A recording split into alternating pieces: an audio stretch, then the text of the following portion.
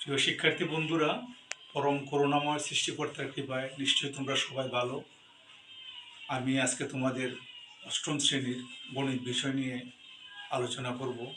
তোমরা খাতা কলম নিয়ে প্রস্তুত থাকো। গতকালকে আমি তোমাদেরকে চক্রবৃদ্ধি মুনাফা নিয়ে কিছু অঙ্ক করেছিলাম। আজকে তোমাদের অনুশীলনের কয়েকটি অঙ্ক করব। তোমরা খাতা কলম নিয়ে প্রস্তুত থাকো। তোমরা বোর্ডের দিকে একটু লক্ষ্য করো। তোমাদেরকে নিশ্চয়ই মনে আছে, তোমাদেরকে শিখিয়েছিলাম সি সমান P into 1 + r whole to the power n। এটা হলো আমাদের চক্রবৃদ্ধি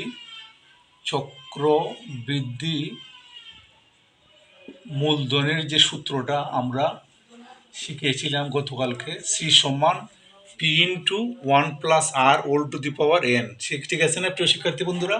এখানে কিন্তু পরিচয় সবটি জানো। পি হইল তোমাদের মূলধন, আর হইল মুনাফার আর n হইল বছর। ঠিক আছে না? এখানে আমাদেরকে আরেকটা জিনিস শিখতে হবে, চক্রবৃদ্ধি মুনাফা। এটা আবার তোমাদেরকে স্মরণ করিয়ে দিচ্ছি। চক্রবৃদ্ধি মুনাফা হইল সি মাইনাস পি। সি বলতে কি? P into 1 + r whole to the power n minus এই পিটা এখানে বসবে। ঠিক আছে না? এই যে পিটা, এই পিটা কি? পিটা হইলো আমাদের মূলধন, বা চক্রবৃদ্ধির অঙ্কে আমরা বলি এটা প্রারম্ভিক মূলধন। ঠিক আছে? প্রারম্ভিক মূলধন আমরা যখন আমরা চক্রবৃদ্ধি মুনাফার কথা বলবে তখন আমরা কি করব? সি থেকে আমরা পিকে বিয়োগ দিয়ে দিব, তাহলে আমরা চক্রবৃদ্ধি মুনাফা বের করতে পারবো। আর চক্রবৃদ্ধি মূলধনের সূত্রটা আমরা এটা P into 1 + r whole to the power n। তাহলে প্রিয় শিক্ষার্থী বন্ধুরা, এই সূত্র দুটোটা তোমরা খাতায় তুলে নাও। প্রিয় শিক্ষার্থী বন্ধুরা, আমরা আজকে অষ্টম শ্রেণীর গণিত অনুশীলনী 2.2 চক্রবৃদ্ধি মুনাফা চ্যাপ্টারের আমরা অনুশীলনীর অঙ্কে চলে গেলাম। আজকে 8 নম্বর অঙ্কে আমরা কি সমস্যাটা দেখি। আমরা প্রথম প্রশ্নটা, বার্ষিক শতকরা 10 টাকা মুনাফায় 5,000 টাকার 3 বছরের সরল মুনাফা ও চক্রবৃদ্ধি মুনাফার পার্থক্য কত? এখানে কিন্তু আমাদের দুইটা জিনিস লক্ষ্য করতে হবে। একটা বলছে সরল মুনাফা এবং চক্রবৃদ্ধি মুনাফার পার্থক্যটা কত আমাদেরকে জানতে হবে। ঠিক আছে না প্রিয় শিক্ষার্থী বন্ধুরা? সরল মুনাফা এবং চক্রবৃদ্ধি মুনাফা। তো প্রথম আমরা সরল মুনাফাটা বের করে নিই। এর আগে আমাদেরকে দেখতে হবে আমাদের কি কি এখানে আমাদের আছে, প্রশ্নে কি কি দেওয়া আছে।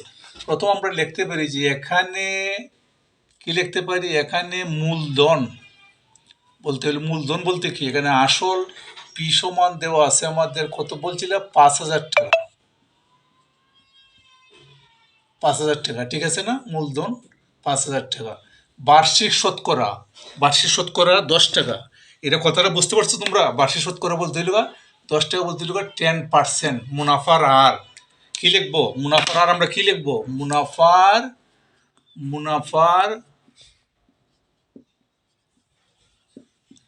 আর সমান 10% সমান 100/10। একবারে কেটে নিবা, তাহলে ফাইনালি কি হবে? 10/1। ঠিক আছে না? 10/1টা। এখন তোমাদেরকে সময় কি বলছে? সময় n সমান 3 বছর। ক্লিয়ার? ঠিক আছে না প্রিয় শিক্ষার্থী বন্ধুরা?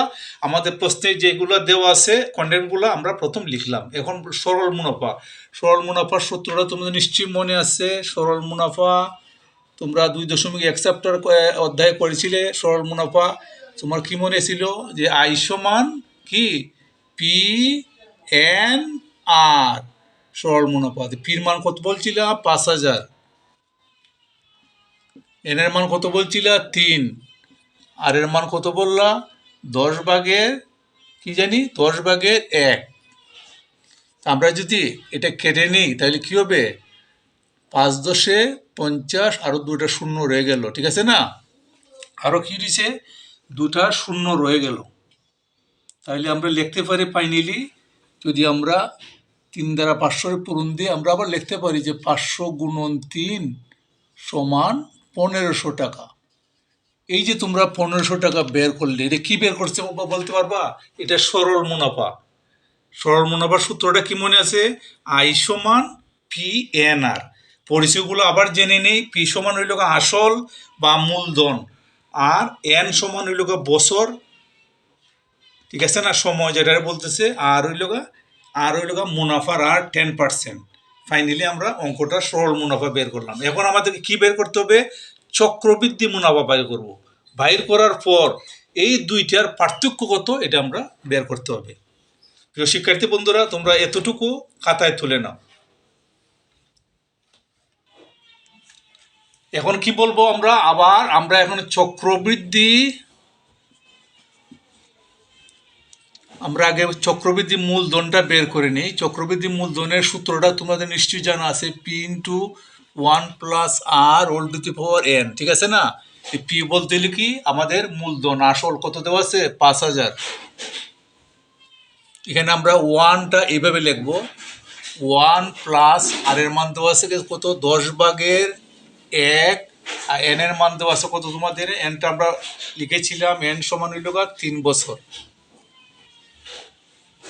তাহলে আমরা এখানে লিখবো 3। তাহলে কি হইতেছে? এখানে আছে 5,000, আর এখানে আমরা নিয়ে নিলাম 10 লসাগু। তাহলে কি হবে?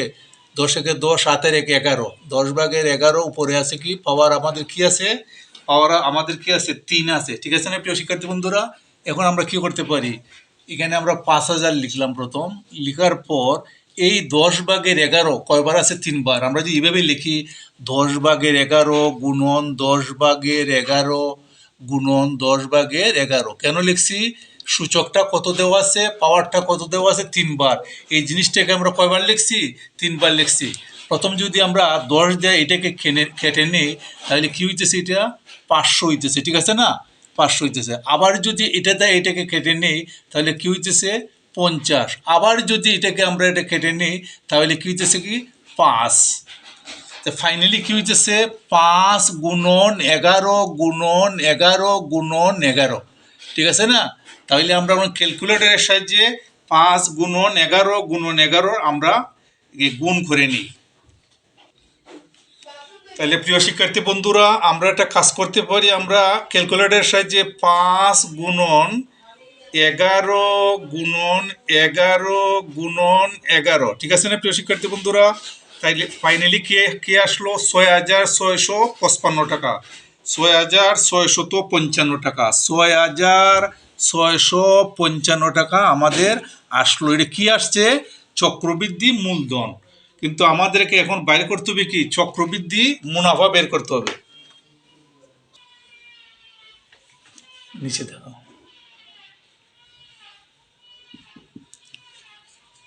তাহলে আমরা প্রিয় শিক্ষার্থী বন্ধুরা, আমরা এখন চক্রবৃদ্ধি মুনাফা নির্ণয় করতে হবে, ঠিক আছে না?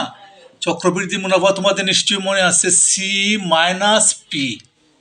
তোমরা সি এর মান কত বের করছিলে? 6,655 টাকা। এখান থেকে এই যে পি, পি বলতে মূলধন বা আসল, মনে আছে? নিশ্চয়ই তোমাদের মনে আছে, মূলধন পি সমান আসল 5,000 টাকা। তাইলে এখানে লিখবে 5,000। এখানে ব্র্যাকেট দিয়ে তোমরা একটা টাকাও লিখতে পারো। তাহলে তোমাদের বাদ দিলে পর কি আসতেছে? 1,655 টাকা। 1,655 টাকা। এটা কি আসছে? চক্রবৃদ্ধি মুনাফা। প্রিয় শিক্ষার্থী বন্ধুরা, একটু আমাদের প্রশ্নের দিকে একটু লক্ষ্য করি। আমরা সরল মুনাফা বের করছিলাম আগে, এখন বের করছি আমরা চক্রবৃদ্ধি মুনাফা। এখন তারা বলতেছে পার্থক্য কত। তাহলে আমরা ওই যে চক্রবৃদ্ধি 1,655 থেকে সরল মুনাফা যে আমরা বের করেছিলাম 1,500 টাকা, এটা আমরা বিয়োগ দিয়ে দিব। তাহলে আমাদের মূল জিনিসটা পেয়ে যাব, কাঙ্ক্ষিত রেজাল্ট পেয়ে যাব। তোমরা অঙ্কটা তুলে নাও, খাতায় তুলে নাও। প্রিয় শিক্ষার্থী বন্ধুরা, আমাদেরকে বলছিল তারা সরল মুনাফা ও চক্রবৃদ্ধি মুনাফার পার্থক্য, ঠিক আছে না প্রিয় শিক্ষার্থী বন্ধুরা? তাইলে আমরা লিখতে পারি সরল মুনাফা চক্রবৃদ্ধি মুনাফার পার্থক্য। চক্রবৃদ্ধি মুনাফা কত বের করছিলাম আমরা? 1,655 টাকা। সরল মুনাফা ছিল 1,500 টাকা। আমরা বিয়োগ দিলে কি পাইতেছি? 155 টাকা। এটি আমাদের উত্তর। অঙ্কটা খুবই ইম্পর্টেন্ট, তোমরা খাতায় তুলে নাও।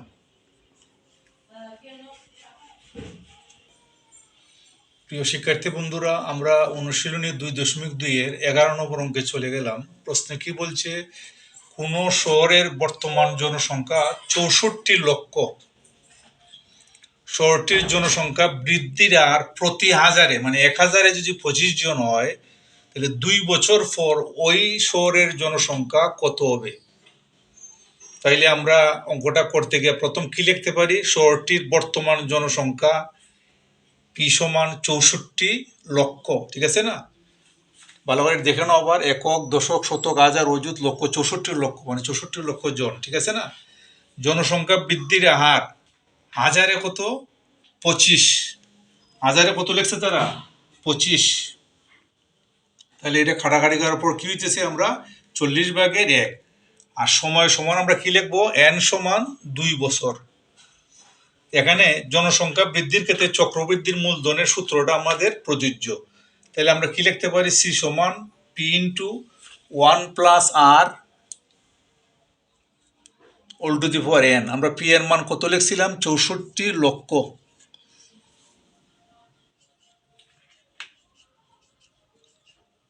ওয়ান প্লাস আর কত আছিল? 40/1। n সমান যেহেতু দেওয়া আছে 2 বছর, আমরা এখানে লিখবো 2। প্রিয় শিক্ষার্থী বন্ধুরা, আমরা এখানে জনসংখ্যা বৃদ্ধির হার হাজারে কত লিখছে তারা? 25, ঠিক আছে না? আমরা 40/গুলো 40/1 লিখলাম, কিন্তু যেহেতু হার দেওয়া আছে আমাদেরকে এখানে 100% দিয়ে গুণ করতে হবে। তাইলে কি আসতেছে আমাদের এখানে? 40 উপরে আছে আমাদের 100। আমরা কেটে নেই, কেটে নিলে কি হবে আমাদের?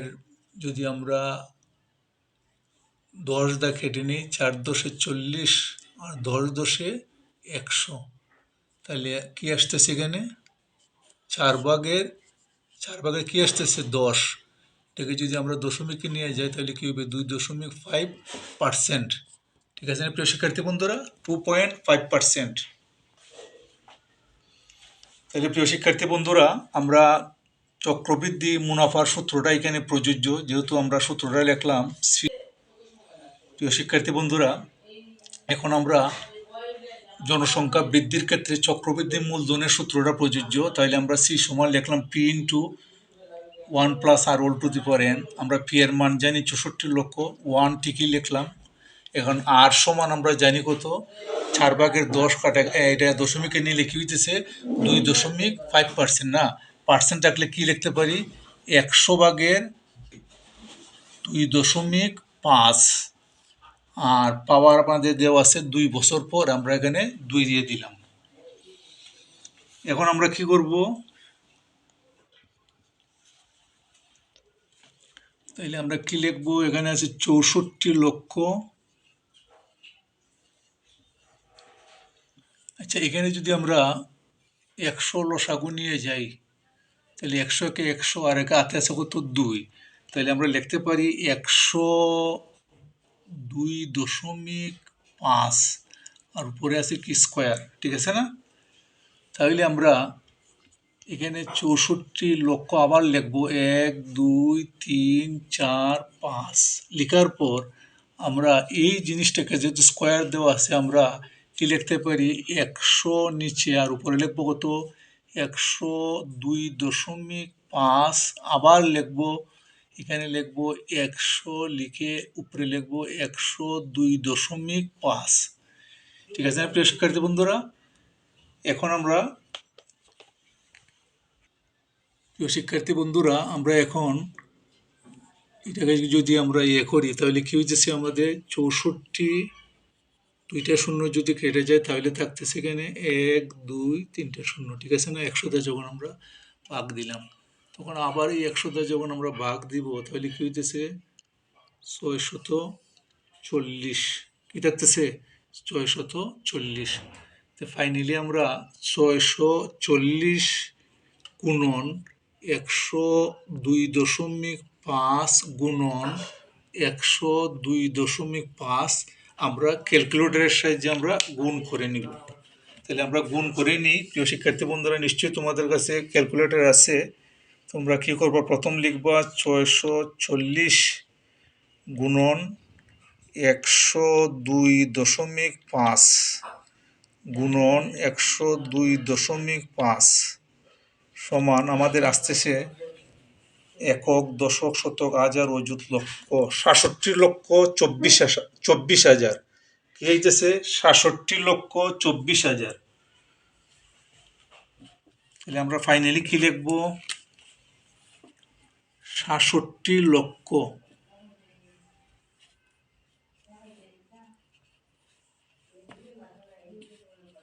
একক, দশক, শতক, হাজার, অযুত, লক্ষ। ৬৭,২৪,০০০ জন।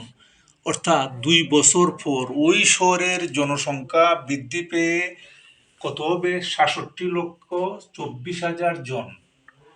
প্রিয় শিক্ষার্থী বন্ধুরা, অঙ্কটা তোমরা সহজভাবে আবার বুঝে নাও। স্যারে বুঝাচ্ছি যে শহরটির বর্তমান জনসংখ্যা আমাদের পি সমান দেওয়া আছে ৬৪ লক্ষ জন। জনসংখ্যা বৃদ্ধির আর সমান আমরা জানলাম ১,০২৫, কিন্তু 40/1 ঠিকই বের করলাম, কিন্তু আমাদেরকে এটা যেহেতু হার বলছে আমাদের 100% গুণ করতে হবে। কাটাকাটি করার পর কি হচ্ছে? 2.5%। এখানে জনসংখ্যা বৃদ্ধির ক্ষেত্রে আমরা চক্রবৃদ্ধি মূলধনের সূত্রটা আমরা প্রযোজ্য করব। আমরা জানি সূত্রটা মুখস্থ সূত্র আমাদের সি সমান পি ইন্টু 1 + r⁴n, ঠিক আছে না? তাইলে পি এর মান লিখলা 1/1 লিখলা, আর যেহেতু আর এর মান এখানে আছে কত? 2.5%, ঠিক আছে না? আমরা লিখবো 100/2.5, উপরে স্কোয়ার আছে। তারপর কি করব? এটাকে আমরা 100 লসাগু নিয়ে 100কে 100 আর 2 আছে 102.5 নিলাম। যেহেতু স্কোয়ার দেওয়া আছে এটাকে আমরা দুইবার লিখতে পারি। তারপর আমরা কেটে নিলাম। কেটে নেওয়ার পর আমাদের যে রেজাল্ট আসলো ৬৭,২৪,০০০ জন, ঠিক আছে না? এটি আমাদের উত্তর। প্রিয় শিক্ষার্থী বন্ধুরা, এই অঙ্কটা তোমরা খাতায় তুলে নাও। প্রিয় শিক্ষার্থী বন্ধুরা, আমরা এখন তোমাদের অনুশীলনী 2.2 একটা সৃজনশীল সমস্যা নিয়ে আলোচনা করব। 14 নম্বর অঙ্ক। এখানে আমাদের প্রশ্নে বলছে যে শিপ্রা বড়ুয়া কোনো ব্যাংকে ৩,০০০ টাকা জমা রেখে 2 বছর পর মুনাফা সহ ৩,৬০০ টাকা পেয়েছেন। আমাদেরকে এখানে 3টা অঙ্ক দিয়েছে তারা, যে সরল মুনাফার হার নির্ণয় করো। আরও 3 বছর পর মুনাফা আসল কত হবে।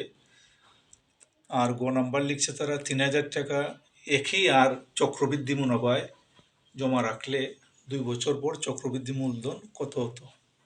একই আর মুনাফা, ঠিক আছে না? ৩,০০০ টাকা একই হারে চক্রবৃদ্ধি মুনাফায় জমা রাখলে 2 বছর পর চক্রবৃদ্ধি মূলধন কত হতো। তাহলে প্রিয় শিক্ষার্থী বন্ধুরা, আমরা প্রথম ক নম্বর অঙ্কটা করে নিই, যে সরল মুনাফার হার নির্ণয় করতে হবে। তাহলে প্রথম এখানে আমরা আসল পি সমান আমরা লিখতে পারি ৩,০০০ টাকা। প্রশ্নে দেবো আর কি লেখা আছে? মুনাফা সহ, এখানে 2 বছর পর মুনাফা, এখানে সেই 2 বছর পর মুনাফা সহ ৩৬০০ টাকা পেয়েছেন না, ঠিক আছে না প্রিয় শিক্ষার্থী বন্ধুরা? আর এন সমান কত লিখছে তারা? 2 বছর। প্রিয় শিক্ষার্থী বন্ধুরা, আমরা এখানে আসল পি সমান ৩,০০০ টাকা লিখছিলাম, এন সমান কি বলছিলাম তোমাদেরকে? 2 বছর। আর এখানে তারা লিখছে যে ৩,০০০ টাকা যে ব্যাংকে রেখেছিলেন, মুনাফা সহ, মানে এখানে মুনাফা আসলে দেওয়া আছে ৩৬০০ টাকা। মুনাফা আসল কত দেওয়া আছে? ৩৬০০ টাকা। আমাদের যখন মুনাফা বের করতে হবে তখন মুনাফা আসল থেকে যদি আমরা আসলটা বাদ দিয়ে দিই তাহলে আমরা মুনাফাটা পেয়ে যাব, ঠিক আছে না? তাহলে আমরা এখন সূত্রটা লিখতে পারি যে আমরা জানি যে আই সমান পি এন আর, কিন্তু আমাদেরকে বাইর করার কথা বলছে তারা সরল মুনাফার হার নির্ণয় করতে হবে, অর্থাৎ আর সমান বের করতে হবে। যখন আমরা আর সমান বাইর করব তখন পি এন নিচে চলে যাবে আর উপরে যাবে কত? আই, ঠিক আছে না? তারপর আমরা কি করতে পারি? আই এর মানটা, মুনাফা কত বের করছিলে তোমরা? ৬০০, ঠিক আছে না? আর পির মান কত তোমাদের? ৩,০০০। আর এন এর মান কত দেওয়া আছে? 2। এন এর মান কত দেওয়া আছে? 2। এখন আমরা এটা দিয়ে এটাকে আমরা কেটে নিই, ঠিক আছে না? আমরা কেটে নেওয়ার পর আমরা কি দেখতেছি? এখানে দেখতেছি 5 35 আর 0, 2টা 0 কেটে গেল, ঠিক আছে না? তাহলে উপর তো 1, আমরা নিচ ঠিকই আছে, আমরা লিখবো 10/1, ঠিক আছে না? কিন্তু আমাদেরকে কি করতে হবে? যেহেতু মুনাফার আর বলছে এখানে আমাদেরকে 100% দিতে হবে। তাহলে কি হবে? রেজাল্টটা কি হবে? 10 10 100, 10%। রেজাল্টটা কি আসবে? 10%। প্রিয় শিক্ষার্থী বন্ধুরা, আমাদের ক নাম্বার অঙ্ক বলছে যে আরো 3 বছর পর মুনাফা আসলে কত হবে। ঠিক আছে না? আমরা আবার প্রশ্নটার দিকে লক্ষ্য করি যে শিপ্রা বড়ুয়া কোনো ব্যাংকে 3,000 টাকা জমা রেখে 2 বছর পর মুনাফা সহ 3600 টাকা পেয়েছেন। ঠিক আছে না? আমরা সরল মুনাফার হার নির্ণয় করলাম, 10% রেজাল্ট আসলো। এখন তারা বলতেছে আরো 3 বছর পর মুনাফা আসলে কত হবে। তাইলে আমরা এখানে আসল সমান পি, পি সমান আমরা জানি 3,000 টাকা। সময় আগে ছিল প্রথম, সে দুই 2 বছর রেখেছিল, তারা বলছে আরো 3 বছর পর কি হবে। তাহলে 2 এবং 3 যোগ করলে আমাদের আসতেছে 5 বছর। আর মুনাফার হার আমরা প্রথম বের করছিলাম আর সমান 10%, তাহলে 100 ভাগের 10 কেটে নেওয়ার পর 10 ভাগের 1 হয়ে গেল। তারা বলতেছে মুনাফা আসলে কি বলছে, 3 বছর পর মুনাফা আসল। তো মুনাফা আসলে সূত্রটা কি জানো? মুনাফা বলতে কি, মুনাফা হইল ইন্টারেস্ট আয়, আর আসল হইল পি। ঠিক আছে না?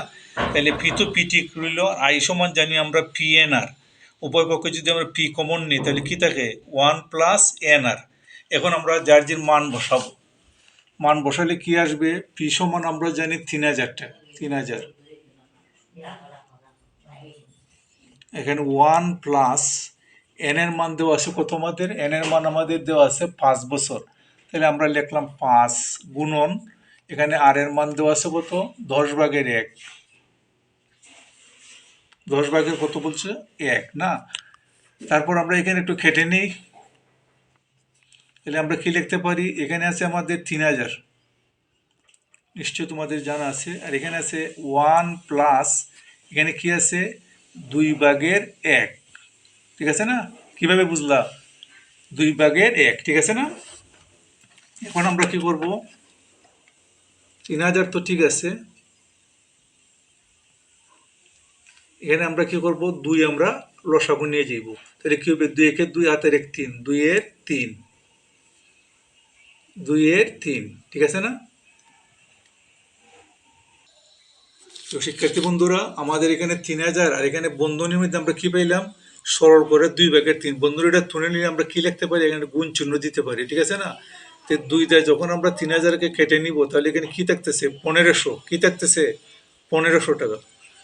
1500 যদি আমরা 3 দ্বারা গুণ করি, তাহলে আমাদের ফাইনালি রেজাল্ট কি আসতেছে, 3×15 = 45, আর 2টা শূন্য, মানে 4,500 টাকা মুনাফা আসলে হবে।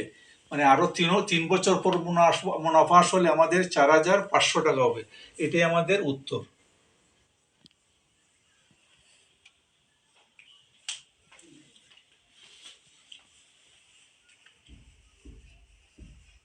শিক্ষার্থী বন্ধুরা, আমরা এখন নম্বর অঙ্কে চলে গেলাম। তারা বলছে 3,000 টাকা একই হারে, মানে আমরা যে আগে 10% হার বের করেছিলাম, চক্রবৃদ্ধি মুনাফায় জমা রাখলে 2 বছর পর চক্রবৃদ্ধি মূলধন কত হতো। মুনাফার হার কিন্তু আমরা ক নম্বরে বের করেছিলাম 10%। ঠিক আছে না? আর আমাদের তো আসল জানা আছে, পি সমান 3,000 টাকা। সময় এন সমান 2 বছর, তারা 2 বছর লিখছে। আর মুনাফার হার সমান 10%, 100/10, 10/1। এই চক্রবৃদ্ধি মূলধনের সূত্রটা তোমাদের নিশ্চয়ই জানা আছে, সি সমান পি ইন্টু 1 + r²n। তাহলে পি এর মান তোমাদের কত লিখছিলে, 3,000। আছে 1 + আর এর মান আছে কত, 10/1। এন সমান তারা বলছে 2 বছর পর, আমরাও লিখছি এন সমান 2 বছর। তারপর এখানে তো 3,000 রয়ে গেল। এখানে আমরা একটা কাজ করতে পারি, 10 নিয়ে গেলাম লসাগু, 10 একে 10, হাতের 11 দিয়ে দিলাম স্কোয়ার। তারপর আমরা কি লিখতে পারি, এখানে আছে আমাদের 3,000। ঠিক আছে না?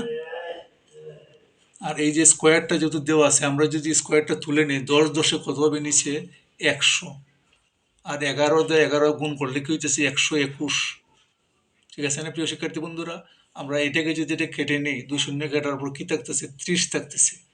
এখন 30 দ্বারা আমরা 121-কে গুণ করব ক্যালকুলেটরের সাহায্যে। আমরা এখন 30-কে গুণ করব 121 দিয়ে। ঠিক আছে না? তাহলে ফাইনালি রেজাল্ট কি হইতেছে, 3,630 টাকা।